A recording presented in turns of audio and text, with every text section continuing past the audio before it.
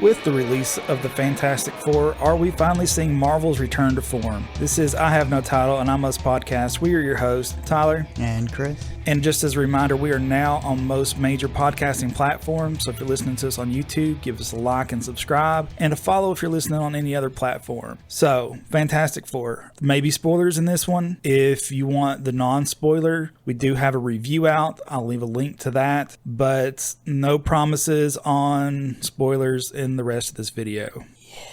As we've said in our review, we've liked this movie. It's pretty good. Definitely need to see it if you haven't. But I think we're finally seeing Marvel taking this serious again. For a long time, they've not had any kind of rival because the stuff that DC was putting out was, let's be honest, it's kind of garbage. But now they know that someone that can actually make good movies is in control. I think they can't afford not to come out swinging. They're going to have to rethink how they've been doing some things. Because that's how it's felt to me for a long time. It's like, at first, comic book movies were kind of the underdogs, and they wanted to take this grand undertaking of a cinematic universe. Not all their movies were the best, but they at least tried until they got to Endgame. Then I felt like after that, they're just like, whatever. Yeah, I mean, there were some issues, like misses and trying to find their tone and really like maintaining a certain look and maintaining a certain overall tone.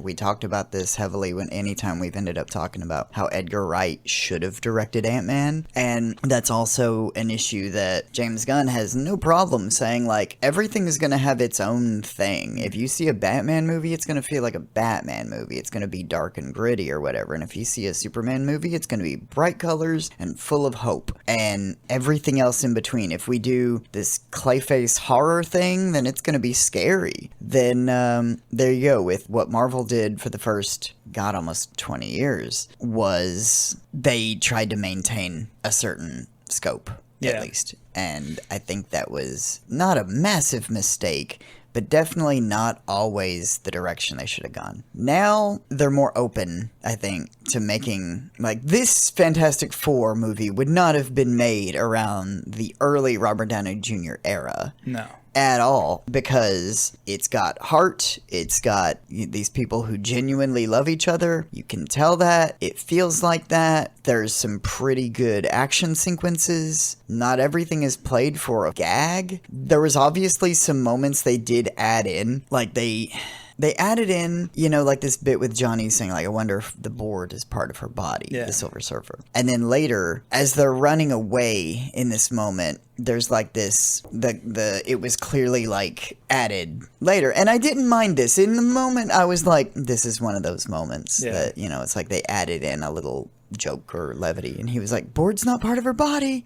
I didn't hate it. I didn't hate that. No, but to be fair on that, I feel like they handled it properly. Not every character was like that. Yeah, and not all the time. Yeah, Johnny was more the jokester. So it makes sense that he's the one going on about this and not every one of the other cast members. Right, like in a lot of the other films. There's a moment and I can't remember if I've ever mentioned it on air here, in the first Doctor Strange film, when he's trying to get admitted into the, like, whatever he's trying to find, get Carmitage or whatever, and he's leaning up against the door and they're just about to, like, let him in, and they open the door and he just kind of like falls inward, and they added in like a thank you, and it was just such a grown moment, they, like, not every 5 seconds has to be a joke. You can let a movie just be a movie, and that was, I think, probably studio interference, like, in as minor a way as it can be, but more humor. We have to, did you not see Iron Man 1? That's your template! Make it again! And they're like, but Robert Downey Jr. and Jon Favreau made this out of a box of scraps!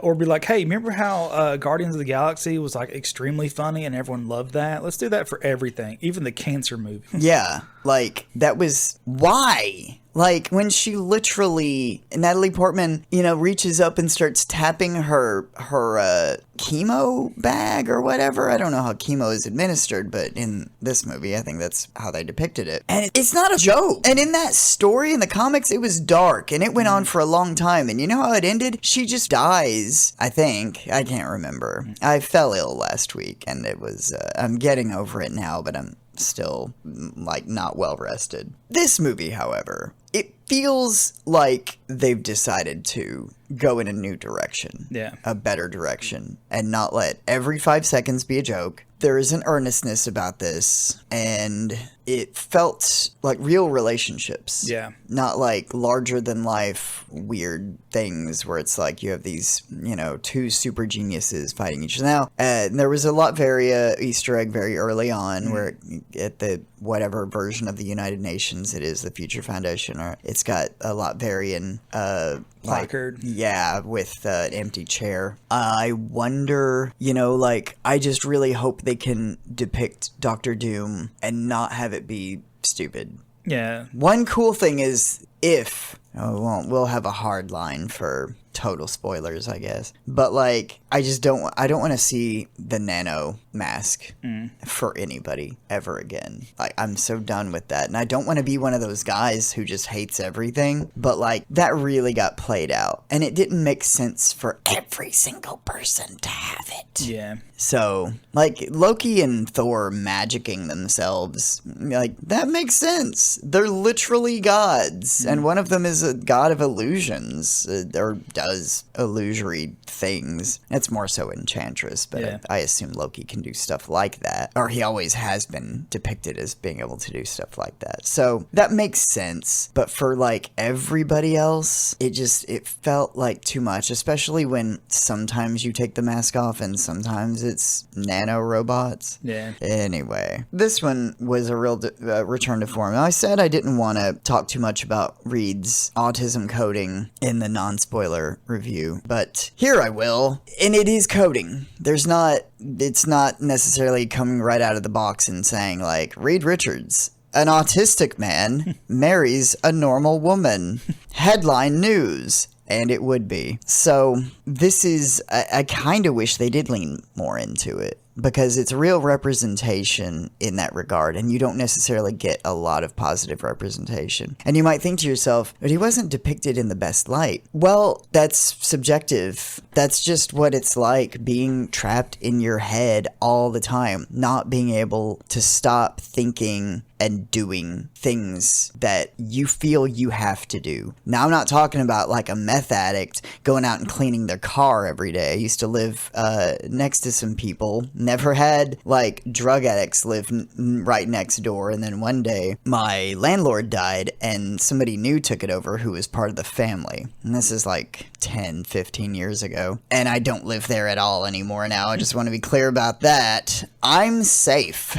But landlord died. Guy from the family took it over, who does not live there. The landlord used to live on the property, so they were very aware of who comes and goes and what's happening there.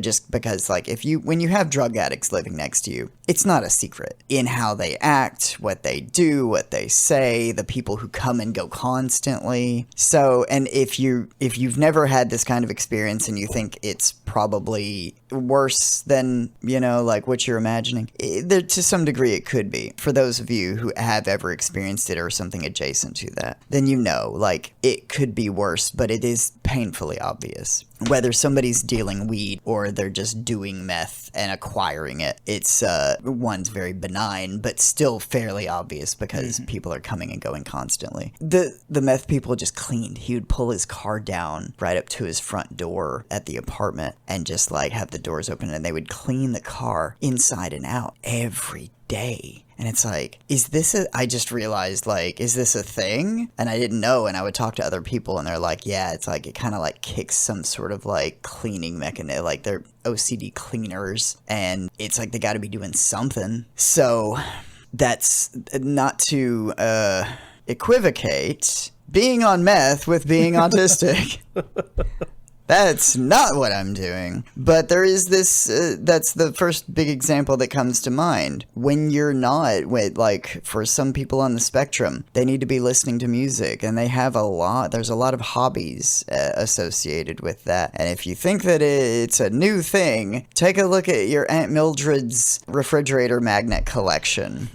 Or exactly how many Christmas ornaments does one need? And if you find that somebody has way too many who is like 120 years old, you just found a case of autism from the 1800s. So, like, one of the moments is when Reed says, "There's something that's always been wrong with me." And that was kind of heartbreaking, but for a lot of people, they're probably like, "Yeah, you piece of shit. You don't care about people. You're emotionless." No, he's actually, you think he doesn't care? He spends all of his time trying to save the world. Sure, one he doesn't care about. Or better, the livelihoods of everyone around him. Yeah, and protect his family. Like, that's also, he starts trying to think in terms of how to prevent things from happening to my son, who is not even born yet, and make the world a better place. Solve all these problems. It's, there's a lot of, again, Rick and Morty have borrowed a lot from Reed Richards. Not to mention the weight he puts on his own shoulders for what happens to Ben. Mm-hmm. Yeah, and that's not really depicted as much in this film, but in the comics and in the other films, it is. It is mentioned, though. Yeah. Just not dwelled upon. Yeah, because it's already been 3 years. 4 years since, I was thinking Superman. Since this happened.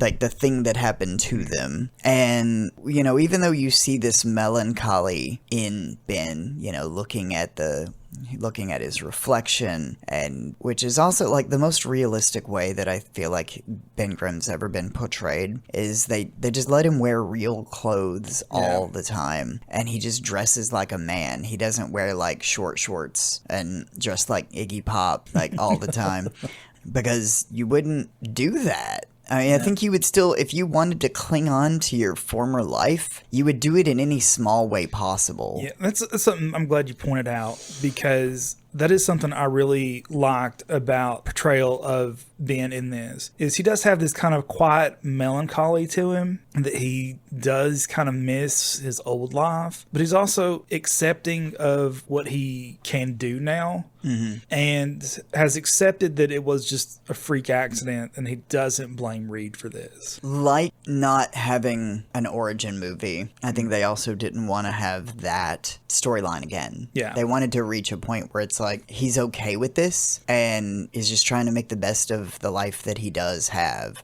which is a lot, like 90% of the comic books we get. The Ever-Loving Blue-Eyed Thing is a fan favorite. If you're not a fan of the Thing, or don't know who he is, you've at least seen him somewhere or another, and you know that people do love him. And it's not because of what he looks like, it's because of his demeanor and his personality. He's got this larger than life personality, and he loves his family, he loves his friends, and he loves doing what he does, saving people, because it's the one thing he is definitely really good at now. And I imagine there's nothing that feels better than like saving people's lives, like repeatedly. Next, they even said, "Guess if it turns out to just be a big guy on a ship, you can punch him." Yeah, and they're all like high-fiving and stuff because it's funny, and like that's one of those, it's clobbering time moments where they're kind of, it's like, that's him, like, I just love scrapping around because it's the time and a place he came from. I'm glad that they didn't do that storyline again. There can be moments that can happen with later. He's still, it's like he's talking to this woman and nothing really comes from it. He's just like, yeah, I just thought I'd come by or something. And I love the moment with the kids where some of this was in the trailer where he's like, oh, this car here? Oh, I don't know if I can. And they're like, oh, lift it up.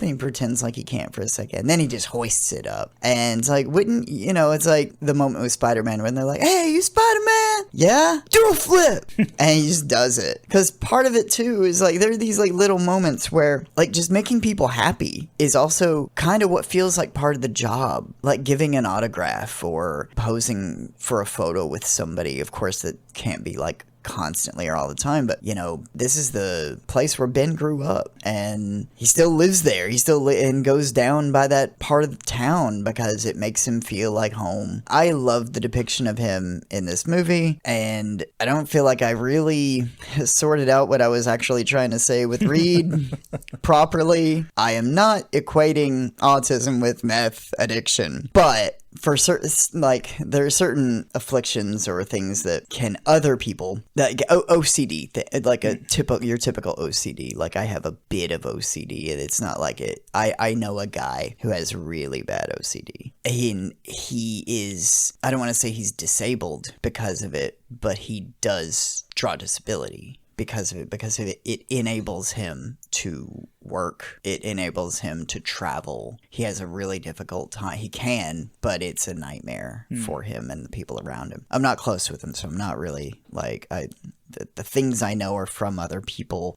He doesn't talk about it. So yeah, it's secondhand knowledge, but it's from a significant other person. So I trust them because they have a difficult time talking about it. And it's hard. That is akin to what I'm talking about. The reason I equate it to drug addicts is because that is something they really can't control, and it will follow them into public. And you'll see type of hyperfixation. Yeah. For other people with autism, OCD, and other, like even some people that have like panic disorders, they will hide it as best they can. Wearing the mask, that's what you got to do to blend in. You don't want to go and be like this in public because you get othered. You get looks and stares, and you get treated like you're an alien or a second-class citizen or other words. And so I think there was real representation there. I don't know if there was an open conversation about it. I don't know how Pedro Pascal feels about it, but clearly Reed is on the spectrum, highly functioning. I know there's new terms for this now, but this is what I'm going with. And even then, it's almost like high functioning almost seems like a misnomer, because it's like, is he functioning in his social life? He's functioning in the best way that he can, and he recognizes it. And it's to like put all his energy into these things. He's got his momentum going, and he keeps it going. And that moment with his son, when he said, I don't want you to be anything like me. There's always been something wrong with me. He's not talking about the accident that caused their superpowers. He's talking about something else that he has to run through every scenario in his head. That's another thing too, is like, how many people, if you're listening to this right now, do you practice conversations? Do you practice arguments that you think might happen, and then they never even happen? That you just walk into the office and that person's just like forgotten completely about the thing that they were going to be mad about, you thought they were going to be mad about, and they're just like, hey, what's up? And you're like, and you did all that practice for nothing. Reed has to do that, but on a cosmic scale, because he has to solve the problems of the universe, and on a street level with like mole people or something. And apparently he also built a ship that has wormhole technology. Pretty cool. Didn't know we had that. So, Sue Johnny? Yeah. I think this has been the best depiction of Sue Storm. Yeah. Period. Just because I know, just from reports from Jessica Alba, the director, in not these exact terms, but pretty much said, shut up and look pretty. Yeah, like the crying scene. Yeah. It's like, hey, that thing you're doing, the acting thing, can you not? Your job, just shut up. Yeah, so I've heard some of those too.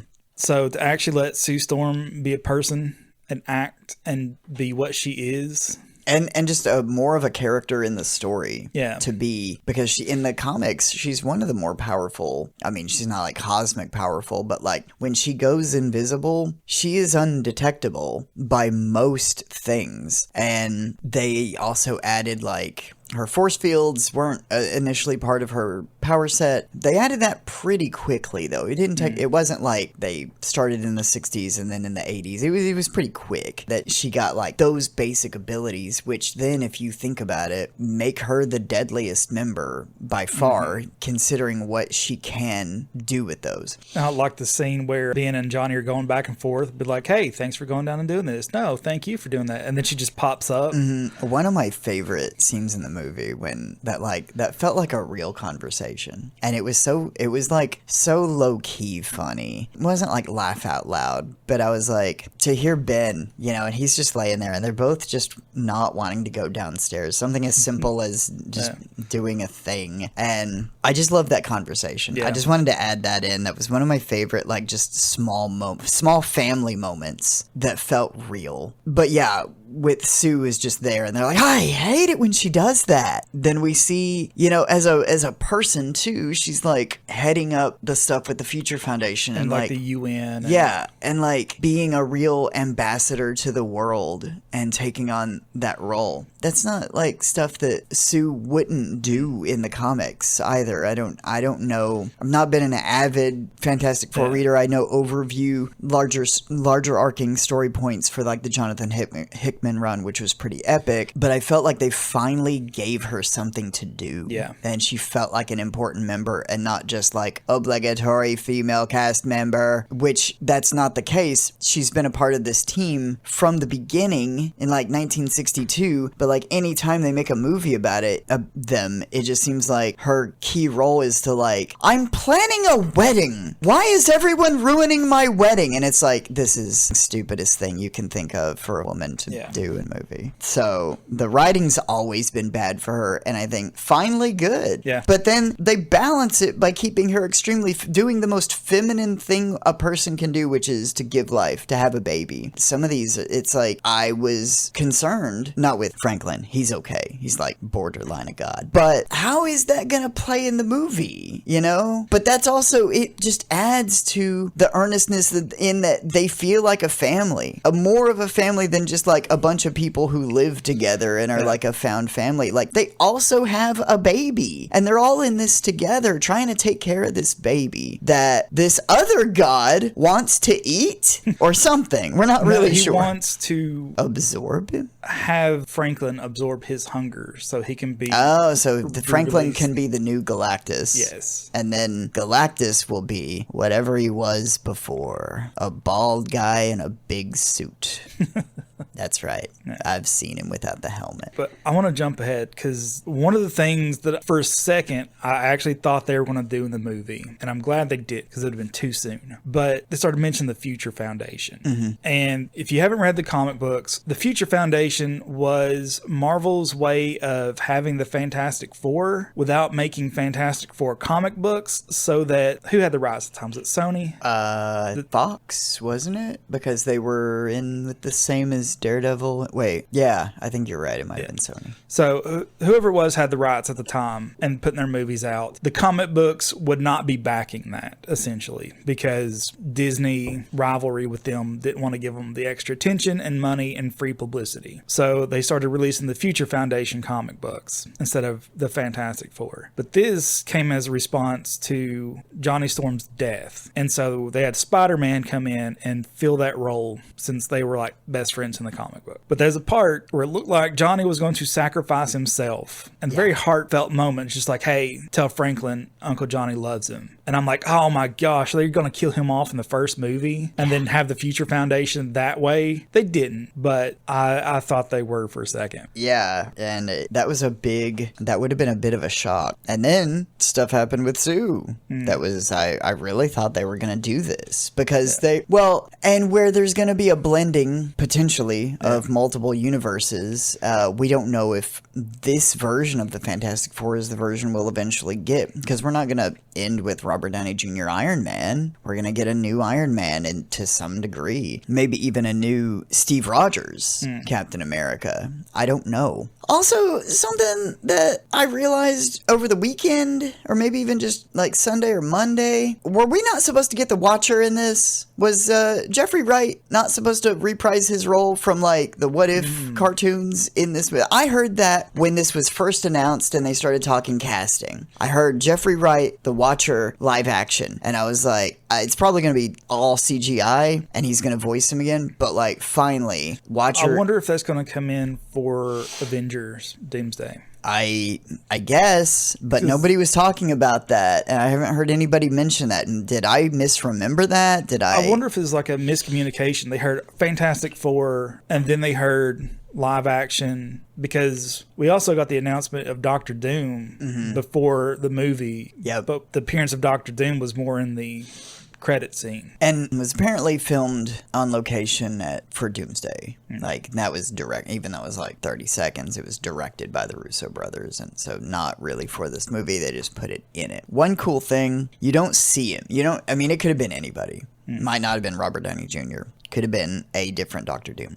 My theory is that Robert Downey Jr. isn't the Doctor Doom that we are gonna have a firm Doctor Doom going into the future, and he's probably gonna be more of a character as opposed to like a villain that they deal with in one movie. It's gonna be like a Loki, just keep Yeah. popping up. Oh yeah, I think they could for sure do that. In fact, I think they could do an origin story for him and do his whole backstory like they were supposed to do for Magneto years ago and didn't really do. They just kind of put a lot of that into X-Men First Class as much as they could and then moved on from there. But I don't think that that's going to be Robert Downey Jr. Whatever they do with Robert Downey Jr., I don't think it's necessarily a bait and switch because we're dealing with multiverse sort of situation. They're, like in the Secret Wars comic and the Battle World, there were, in the more recent one, there was a Thor Corps. It was like all these multiversal Thors that were like the police force or whatever. Multiple versions of a lot of different characters are available. There's been different versions of like basically the Council of Reeds. When you get the Council of Ricks and Rick and Morty, one of the things I keep coming back to because they've made, Rick is kind of an amalgamation of a few different characters, but I think most notably Doc Brown from Back to the Future and Reed Richards. It's like, what if Doc Brown and Reed Richards were the same guy and they were alcoholics? Yeah.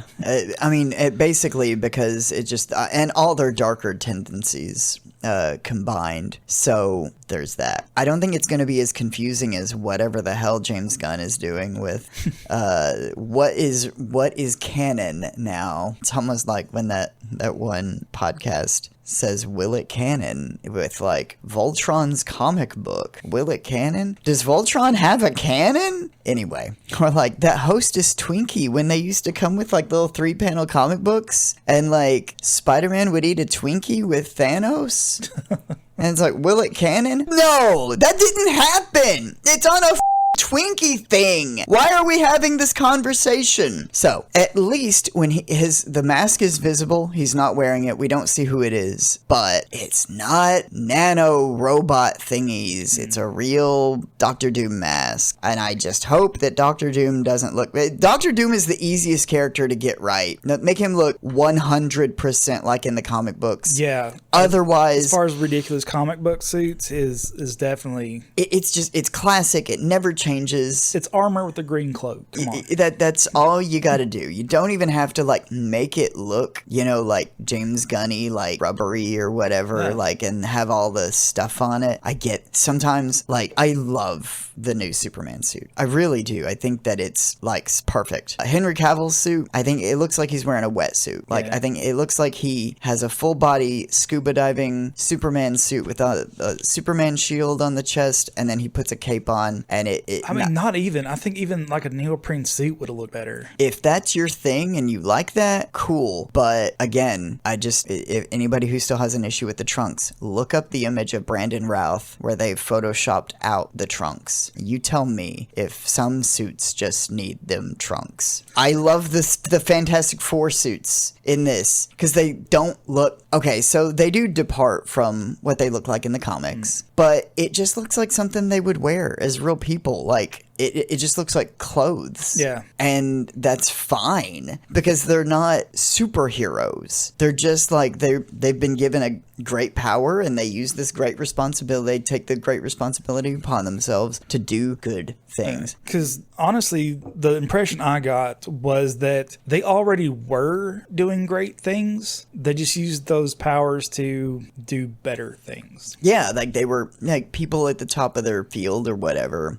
Johnny does. It's ill-defined. Listens to records, I guess. But I mean, even then, Johnny has to have some level of intelligence because you took one sentence and was able to translate an entire language. Yeah. And even Ben is still kind of making fun of him at the end of it, but like that's what they do. Yeah. That's what Ben does, and that's what any of us would do. It's like if your best friend like accomplished a big thing, you'd be like, "But this guy barely knows the English language." So yeah, I don't have a problem with that because it's just upgrade. Like making you respect these kids. You can't just have a dumb one. I mean, I guess you could, but they wanted to give him something to do, just like they wanted to give all of them something to do and evolve the characters. So it's not completely, and we all know that one guy who's like just sits at home stoned all the time, and then you find out like, oh, you can play the cello, and they're like, yeah, you want to hear it? And they play it like concert level, and you're like, bro, what? Why are you doing this all the time? And they're like, you know. Okay. Costuming in this movie was great. The look of the movie was great because it is a period piece and technically a Halloween movie. That's right. The Fantastic Four 2025 can go on your Halloween movie list.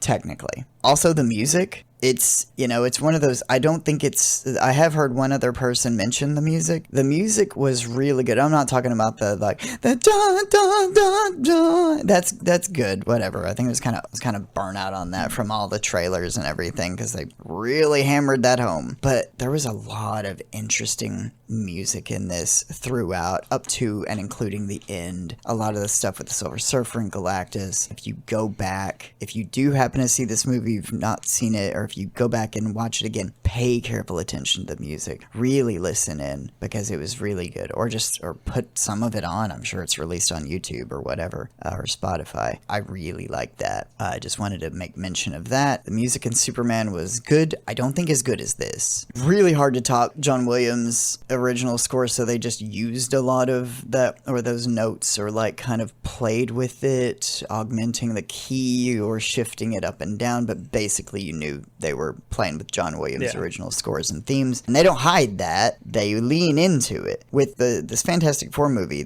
it's hard to put into words with some of the stuff, but it almost felt like at times electronic, even though I don't think it was, or even like a soundscape with like an orchestra. And I have only heard it the one time when I saw it, but like the minute it hit the credits, that was the first thing I was talking about. And also the fact that I really thought they were gonna do the storyline at some point where, maybe not in the movie, but maybe what the post-credits scene was gonna be, was where Sue leaves the room, she comes back in and Franklin's gone, but this other man who seems really confused is roaming the house, and it was gonna be Franklin like grown up, like he used his powers to like grow himself to an adult and doesn't know what the hell's happening, and they think this guy's responsible for Franklin being missing when it is Franklin, in one of those classic like old goofy 1960s stories, but they didn't do that at all. I just want how they're going to tie the X-Men into this, because Franklin is very much tied to the X-Men as much as he is the Fantastic Four. And I don't think they are. I think they're going to take a different direction with it and say he's part of the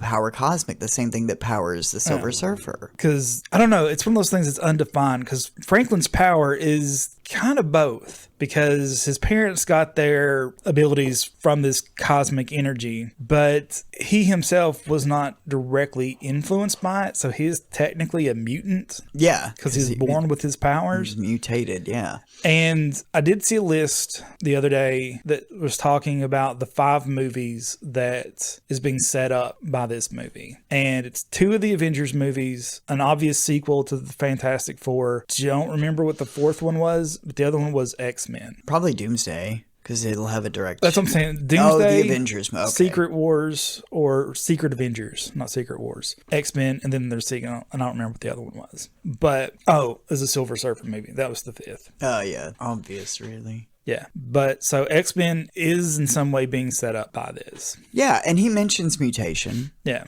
At very, very early on, and I was like, wink, because Franklin is separate, very other than the Fantastic Four, in that in the comic books, at least, he is a mutant. I hope they do this, but I don't. And then, even in the comics, like stuff with Kamala Khan, she's been a mutant, she's been an Inhuman. They keep changing like what she is or has been or whatever, and then they allude to that in her TV show and movie, and it was like the Bangles are making her whatever, and then the powers kind of changed slightly. So in a sense, they kind of like took both of those out, and then at the very end they hinted that she was having some sort of mutation, and then even had the X-Men theme play for like a split, like and just felt more like an Easter egg. Like, is she going to be connected to the X-Men or not? Yeah. Or are these just little seeds to say, the X-Men are coming, remember? And it's just fan service. I don't know. Well, because they also did that at the end of, was it the Marvels? Didn't one of them get sent to another? Yeah, and they actually had the Beast there on whatever universe that was, like, and that it's ill-defined. Like, is that, I don't know. At a certain point, some of the people, because it started getting too vast and too complicated, and it's nice to discuss or whatever, but when they don't get back to every point made, and it doesn't tie together well enough. It did for up until Endgame. I think that's why this is their return to form, is because I think due to a lot of reasons, I think one, the lockdown, like hindering production. Yeah, I think that was a big thing. Lot. Yeah. And just lazy writing and lack of competition. I think you have something as big as a multiverse and you're going to be lazy with it. You can't do that and keep fans' attention. Yeah. It's just too everywhere. And also, sadly, the situation with Jonathan Majors shifted so much, and I really think that they were going somewhere pretty cool with that. And it was going to be like a minor payoff to like bring up Doom or Galactus later. I don't know how big or how long they were going to play that, but like I've heard a lot of mixed things too, because I know that some people reported that fans weren't interested. But again, I think this goes back to lockdown, forcing a lot of restrictions, and then just lazy writing. And it destroyed their momentum. Yeah. That was a lot of it. But like the lazy writing is a huge point that I agree with 100% on a lot of these. I could not have loved Thor 3 more, and I could not have hated Thor 4 more than I do. And what's the difference? Oh, did they get rid of the director and bring in Brett Ratner to direct X-Men 3 and Thor 4? No, they didn't. It was the same exact people. Taika Waititi, oh, did they get a new guy to play Thor? And that's why, no! Everything was the same! They just said, oh, we're gonna do a little around movie and it'll be fun and we'll make cancer funny again. No, I don't know what happened, but they up. And you know what James Gunn is doing? They're like, hey, why are you doing Clayface before like all this other stuff that would be super cool for like a new DC universe? And he's like, because that guy finished a script and it was real good. And they were like, oh. And he's like, yeah, finish me a script and I'll read it. If it's good, we'll make it. But if you can't finish a script, or you say like, I've got some good ideas, I've got some ideas, man. Have you seen these ideas? And like, we have our opportunity to be Iron Man. And they're like, yeah, I'm listening. Go on. Like, he's real good. He can show up on set now because he's not on drugs anymore like me. And he'll show up on set and he'll say stuff. Like, what kind of stuff? Funny stuff, man. Funny stuff. It's like, who cares? It's RDG, man. Or whatever the initials are that I'm sure I just messed up. RDJ. Yeah. Junior. Too much caffeine here. All right. And then, well, okay. Is the script finished? Robert Downey Jr. doesn't need a script, man. We don't need scripts where we're going. He operates above that. Like, that's what James Gunn is like. We're not around. We're not gonna like finish half a movie, get to the end, the third act, and then say like, well, we're gonna scrap what we were doing or have to redo all this while the VFX people were preparing for a totally different thing and they have to redo it. That's what's putting strain and pressure, and that's why the VFX have been bad all around, is because they're having to do it twice in the same amount of time for one movie. And especially since 2020, since the lockdowns, things got pushed way out. You would think that would make everything a little bit better. They had all this extra time. Well, WandaVision was great, but Falcon and the Winter Soldier wasn't great. I think it's one of those, you think it should push it out, but because they were able to film less on location, they had to do even more CG work. It put more strain, and then after that, every single thing has been playing catch up because they need to like meet some sort of quota or demand or put something out like to say, Ray, remember us? We're still good, right? You still love us, right? Well, less and less. And you know what? Like, I didn't hate the Marvels. I actually thought that it was decent for what it was, but a lot of people didn't like it. Yeah, I want to go more in depth with those, but I think that deserves its own episode that we'll do in the near future. And we were going to talk about the future landscape of where things are going. Before we do that, you mentioned in our review episode you wanted to go more in depth with Galactus. Oh yeah, Galactus, of course. Galactus was maybe the one thing that I feel like kind of in some ways fell down for me. I know Robert Jefferson from Comics Explained, that was like his big point of contention, is like Galactus wasn't powerful enough. He also said when he saw him for the first time, because none of us had really gotten to see him, especially on the big screen, he audibly said, "Jesus Christ!" in the theater, and a lot of people laughed at it. He's like, "I didn't even mean to do that. I was just excited." But that's Robert Jefferson. I love him. Comics Explained. If he was best friends with Benny, the comic historian, and he tells a story recently about the day that Benny died. If any of you are interested in that, it's well worth going and supporting him. Galactus. So here's my thing: is he like a singular Galactus? That there's just one Galactus in all of the multiverse? I'd like to think no, and that this is maybe the weakest Galactus, and that there's a Galactus per universe. I don't know how they're going to handle that. They got real close with how he looks. For me, he looks like he does in the comics, better than a Cloud. That's cool, because I know a lot of people hated that Cloud. I thought it was stupid. Like, that's Cloud dust tornado in the sky is supposed to be Galactus. Like, you didn't have to call it Galactus. So this is Galactus. It's real Galactus. He's huge. Maybe not as big as sometimes depicted. I thought that's manageable. That's okay. And he's got this like kind of a ship thing that processes the planets for him, for his energy to satiate his hunger. I liked most of the acting and how he is, because he's just looking for an end. He's not really like good or evil. He just exists because he's like from the previous universe. Like he was the last survivor from a universe that is dying, like the very, very end of it, and jumps to this one. And it was there at the beginning. The one thing, so with the look of him, he looks like, and I don't want to ruin this for other people, but this is my take. Is like you 3D print a lot of stuff. So you know, if you've ever gotten like a raw 3D printed thing that hasn't been sanded or anything, you know, like it's kind of like it's got texture to it and it's real scratchy. And you've seen some that like on the opposite side, it's like really rough. That's what he looks like. He looks like he was 3D printed on the rough side is out and it hasn't been sanded at all. That's it. That's all. I felt like he was too dark. Like this is the summer of Superman. And the Fantastic Four, and they're in like these bright blue suits, and they're wearing blue and white, and it's the sunny 60s, and Beatlemania has yet to hit, and then Galactus looks like he came out of like Matt Reeves' Dark Knight movie. Yeah. Like, it was a little too dark. I would have liked to have seen it a little brighter so that I could see some more. Doesn't have to be comic book bright, but yeah, like a little. I just wanted to see. And it could have been a little smooth. I mean, not like Silver Surfer smooth. Maybe that was the dichotomy. They were like, Silver Surfer is going to look like slick. So let's make Galactus look like iron filings. That like if you put your hand into like a bucket of iron filings and pull it out and see whatever sticks to your hand, that's what he looks like, but all over. I do want to propose a counter viewpoint to Galactus's power in this movie, and that is he just didn't use it. Because if you're as powerful and as big as Galactus is, and you got flies buzzing around, unless they're like actively doing anything to you, you ignore flies. I was actively, while watching this, I was like, people are going to have a problem with this. I hope not. I hope they enjoyed the film, because I don't actually think that it deserves as much criticism. I'm kind of standing in that opposing viewpoint from other people, because I know that that's what's going to say. Like, this guy with an infinite amount of power just got pushed over by Sue Storm. Well, that's how powerful Sue Storm can be.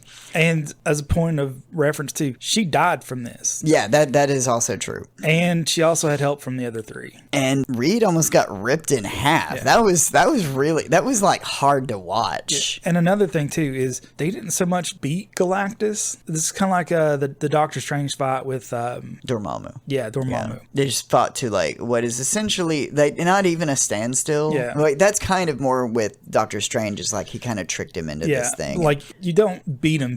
You tricked him into a more favorable outcome for you. Yeah. For now. Yeah. Even because he could he can always like come back. It just they started playing the waiting game, Yeah. so they could figure out something better. And to some degree, that it's maybe better than he just went and got the ultimate nullifier and came back and was like, oh, and by the way, I have this. And Galactus is like, so checkmate, and I'll see you later. And then just leaves. So I'm not going to explain that. I don't mind this as much. I just feel like I wish we had seen more of like what he could do or what he was capable of. The scaling of him, I also don't mind, because making him like impossibly big. Yeah. I mean, you got to be able to fit him in context. Right, yeah. And like I know that comic book writers probably want to like just keep making him bigger and bigger, just, you know, it's like I think it could be a thing too, that he gets bigger as he eats more worlds. This could be a point in Galactus' story where he's ate enough worlds, but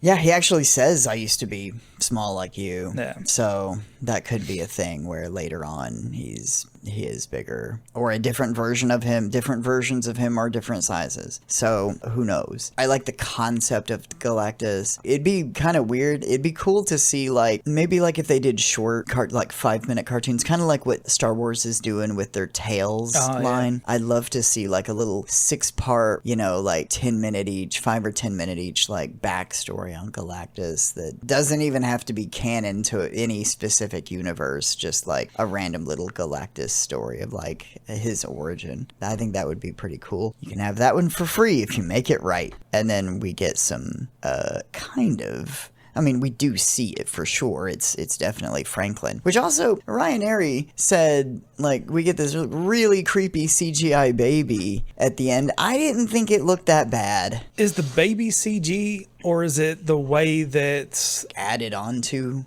compiled? Because Ben is obviously CG and he's holding the baby. Yeah. So I think that's less weird CG baby and more of a kind of weird like compilation of all the layers in that scene. Yeah, I didn't really think anything in this like looked bad. I felt like it looked finished. I felt like everything looked good. And like for the first time ever, like Allison said, I can't put my finger on why, but Mr. Fantastic's powers just felt more like real or better, the best use of them, and that's what everybody's saying. And I'm like, because it wasn't just a joke every time he used it. Yeah. It was just like functional. They didn't try to make Mr. Fantastic be like Plastic Man or something. Yeah, and also I think they wanted to lean in on his real superpower is just the way he was born.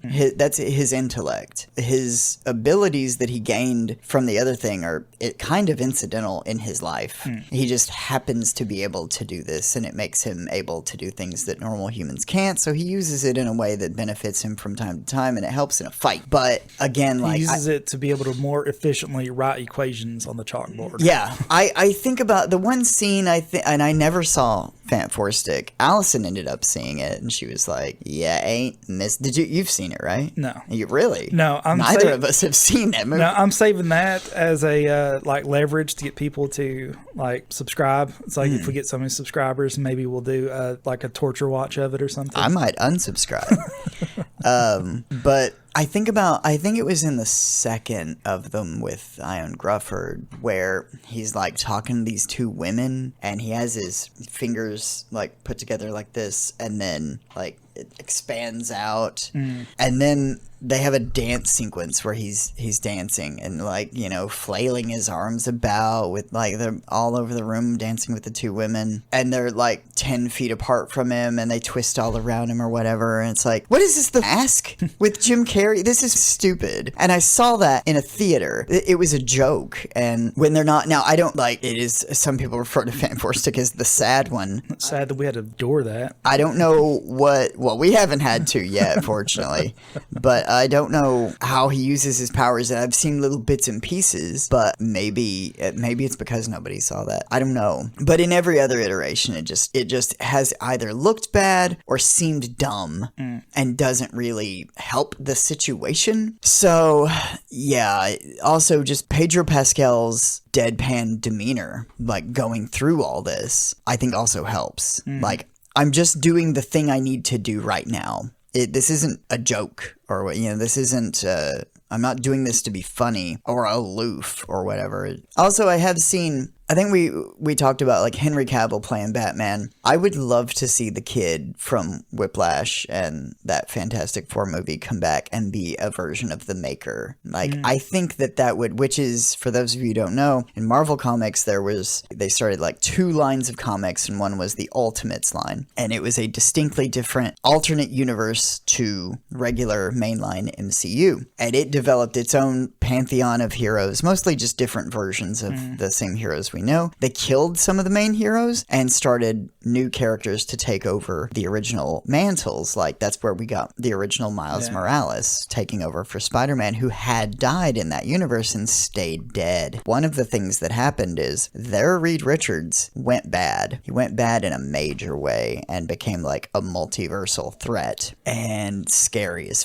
I think that would kind of, it's one of those things like bring him back, but bring him back the right way. And where we're getting close to that storyline, about really close, let him be part of it in some way. I think that would be really cool. And I know people have made fan art and have talked about it probably on other podcasts. I don't know if I've heard anybody actually mention that. I know that somebody has had to have, because I've seen fan art of it. I think that would actually be pretty cool and like kind of vindicate him, because like I've got nothing against those actors. Yeah, this just seems like a last-ditch cash grab from Sony.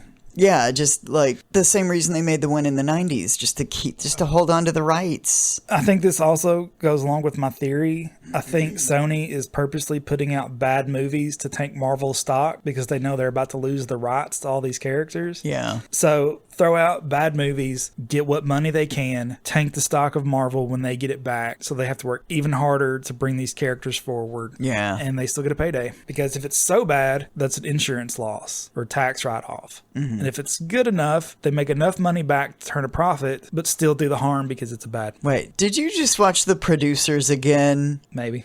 Okay. Because it's a good idea. Yeah. Did Sony just watch The Producers again? We should buy the rights for that. The Producers? Mm-hmm. We should put on a radio drama of it. Except it'll be Sony making Spider-Man movies out of Spider-Man villains, except saying that they're anti-heroes. So what, we got Springtime for Green Goblin? Springtime for Morbius. Oh my. I think we should, there has been, and we tried to keep it to Fantastic Four. I would like to have a bigger and more in-depth discussion about where things are going, because we're going to have a little bit of a respite. We had Superman and Fantastic Four. The summer superhero movies are back. They've done, every review I've heard, people are loving this Fantastic Four movie. And I've seen a lot of fan art of like Superman and Reed Richards walking side by side with their backs to whomever is looking at it, fist bumping each other. I love that kind of unity. And like, James Gunn used to work for Kevin Feige. Yeah. Now it's like they're talking. They're just, because he's in charge of this, he's in charge of this. And he's like, yeah, Kevin Feige messaged me up and he's like, are you going to do Bizarro? I'd like to see Bizarro. It's like, how awesome is it that these two guys grew up and get to now make these movies and be in charge of what happens. Hopefully James sits Kevin Feige down and is like, my man, let's go in a better direction. Yeah, I think this is a good thing for both, because the competition is going to make each one have to do better or they're going to get left behind. Yeah. But at the same time, there is room for both, and it's a win-win for fans. Yeah, and like there's a lot of comic book properties have probably for the most part been considered toxic because of things like Sony making these terrible Spider-Man movies and getting that like ick on to the rest of it, when people are like, well, the Marvel movies aren't, people already had issues with comic book movies as a whole, like mainstream audiences, and then your intellectual art house people who, are snobby about the rest of it, that are like, I don't want to see a comic book movie. Okay, well, that's fine, to each their own, but there are some things that I can enjoy both. So there's a lot of properties like Green Hornet. I'd like to see a good Green Hornet film. Let me repeat that. A good Green Hornet film. I think The Shadow was still really good. And now it was a few years back, Dynamite acquired the rights to like a few of these. And so they were making one that was like the spider from another one from like the 30s or something. It had like a really cool look. It was like, it looked kind of like the Green Hornet and the shadow mixed together, but also had like red, almost like Spider-Man, like but with a trench coat. It was, or cape, I don't know. It was pretty cool looking, and they had them all team up, and there was somebody else too, and I think maybe it was Zorro or something that seemed kind of out of place. But it's one of those that, like, when you realize like Vincent Van Gogh was alive at the same time as something else that happened, or like the sliced bread analogy, or not, it's not an analogy, or just like sliced bread was invented before B. Arthur died. I don't know. You know what I'm saying? So it's the things that seem anachronistic but are not. Sure. Yeah. Whatever. Anyway, like, I felt if it was Zorro, I'm going to look that up because it really seemed like it was out of place. But I would love to see some of those films get made. There's a lot of other, like, I'm sure somebody would like to get a good Spawn movie made. The other properties, I know McFarlane never turns down money, so I don't know who owns the rights for Spawn. And then, like, you know, who knows what's going on with Hellboy, but Guillermo del Toro is, by all accounts, very much alive. Yeah. And can make another Hellboy movie. Another good one. I don't know why we're settling for this other bullshit, but... Granted, I don't think The Crooked Man was as bad as everyone says, but it's not Del Toro's other adaptation that he was planning either, so... Yeah, so there's a lot going on. It was Zorro. I had to check that. It was Zorro. So that Zorro seemed like a weird addition, because whenever I would watch Zorro, the show from like the 50s as a kid, it always just seemed like it was set maybe in like the 1800s or something. But I know that Zorro is also a mantle that has been passed down, right? Like, I don't know. So I don't know what the storyline on that was, but I'd love to see that crossover movie in its own little universe. Like these four guys, like Green Hornet, Kato, Shadow, the Spiders, Zorro, and then them have like a team up movie or whatever they call themselves, and it be a period piece in the 30s. Can I not have that? No, I can't, because people don't like the Marvels, and they had to make Black Adam, and The Rock thought he was gonna take over DC for some reason. I don't know who told him that, and was like, hey, ego. Henry Cavill, why don't you come in for this thing? I'm in charge over here now. Like, are you sure, bro? I mean, look at me. I'm The Rock. Of course I am. I made Tooth Fairy. You think I don't know what I'm talking about? Yeah, I don't think you know what you're talking about. So, and James Gunn was like extremely classy about that. How he did not mention names, but everyone knew he's talking about The Rock. So yeah, I am appreciating James, and like also hardest working man in showbiz right now. When I realized, oh, did he write and direct every episode of Peacemaker? Did he write and direct every episode of Creature Commandos? Like, and while he was like working on the Superman movie, and God knows what else coming up, and he'll at least have his fingerprints on a lot of this stuff, at least giving notes or saying like yes or no's or whatever. So think DC's future is in good hands. Is it going to be like every movie is going to be $1 billion? No. But is every movie going to be like good? At least like 80% or up? I think so. And that's all I care about. That's all I'm worried about with the bigger things. It's at least going to be better than this podcast. Yeah. Well, those movies might actually stay on topic, unlike this podcast. Yeah. Fantastic Four. Back to that. With the Fantastic Four, while this isn't the hard reboot, it feels like this is the first chapter. Yes. In what is to come.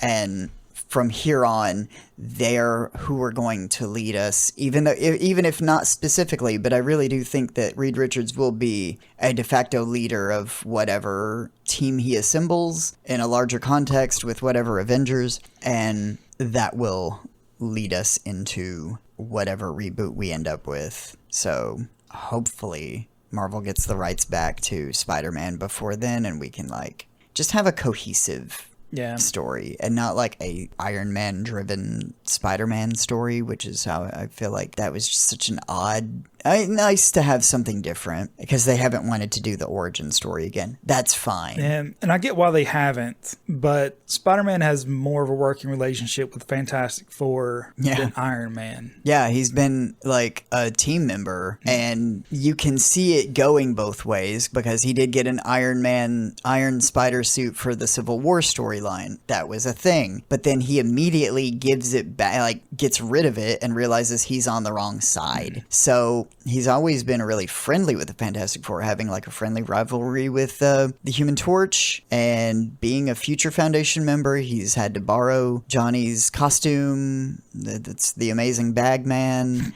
If you've ever seen that, that's where that comes from. And yeah, so it only makes sense. I really hope they get firm total control back of Spider-Man so that they can play these things out. I would love to see Tom Holland in a Fantastic Four movie. Yeah. I think that would be great, especially with this crew, with these guys. I think their chemistry would be awesome. I'd love to see some slightly updated suits, but not super updated. Doesn't have to look like everybody else's. Like, they can have different people design some stuff. Get that woman who always does Tim Burton's movie, like the costume designer on all of Tim Burton's movies. Now you might think like all of Tim Burton's movies look like, I'm just trying to Jack Skellington. Or if you're thinking like the Addams Family, Tim Burton didn't direct those first two Addams Family films. Not all of Tim Burton's movies look the same. Now, Kathleen Atwood, I can't think of, I'm not sure if that's her name or not. She does have a particular style to her, and it lends itself to Tim's aesthetics, especially when he goes dark. But he can also, there are things that she's done that just look pleasing and very specific. But yeah, I think that's all I got. Yeah, I think this is definitely not their reboot, but a strong step going forward. So if you made it with us this far, even with all of our sidetracking and getting off topic, thank you. Be sure to follow us on our social media. We are on Facebook and Instagram. And again, if you would, just leave us a like, give us a comment, share with your friends. That'd be great. And until next time, see you.